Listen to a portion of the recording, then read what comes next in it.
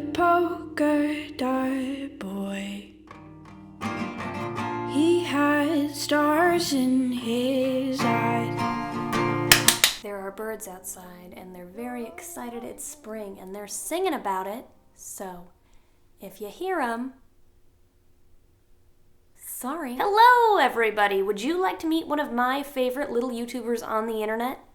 Okay. Hi guys, my name is Jackson. I'm 16 years old and I came out as transgender FTM when I was 15. I use he, him pronouns and I am in the process of starting my transition. Jackson is adorable. I've been watching him for about a year now, but I was one of those silent subscribers until one day he approached me via Twitter, asked me to collab, and had a kick-butt idea.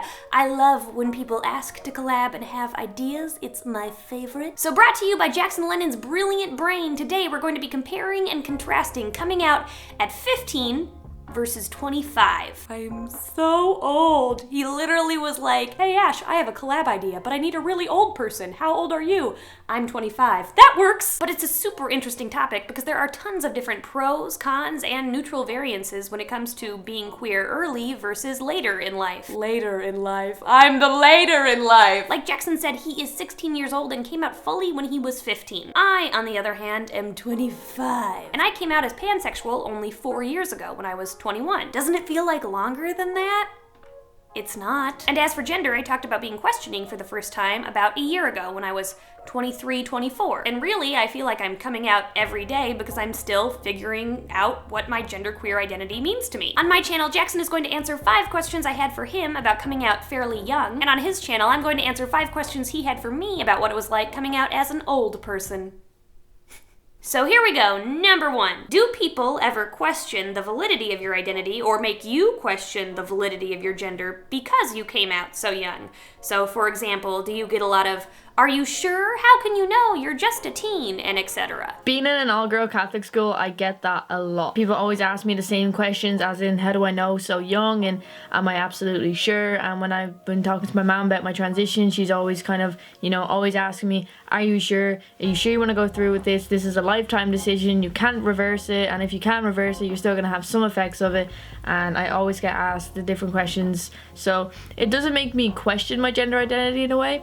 It just kind of makes me feel a bit down that people are still questioning after such a long time of me being out. And I know a long time to people would be like 2 or 3 years, but for me, a year is a long time, and I shouldn't have to keep validating myself even after a year. So in a way, yes, but also in a way, no, if that makes sense. Because once I know who I am, I feel like that validation is enough. Question 2. One of the benefits for trans kids who come out young is the option to go on puberty blockers. Were you young enough for this to be an option for yourself?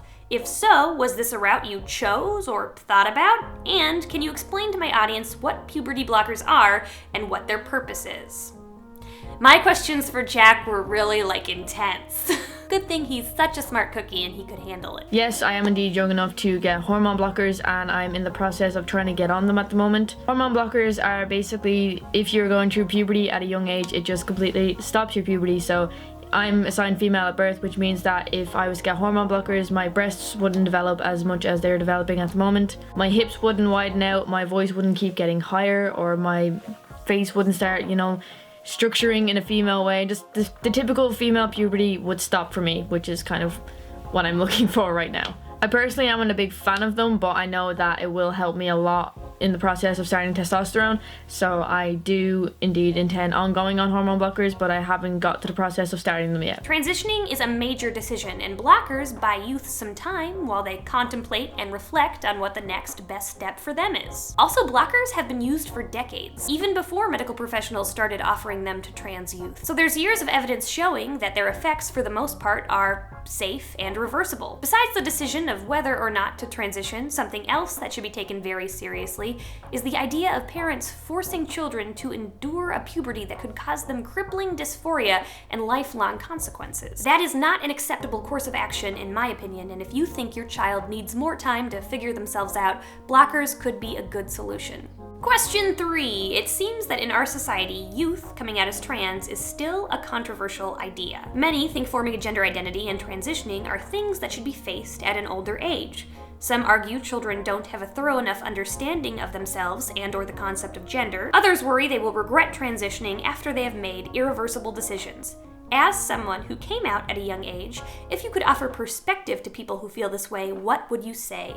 Again, I did not give Jack fluffy questions. I would say that to people that kind of have this opinion that everyone knows who they are, no matter what age they are or who they're going to become in their life. We always have at the back of our mind, you know, that kind of thought that I know who I am, this is who I am. And sometimes people don't intend to go any further with who they are, or they don't decide to come out or even transition in any shape or form.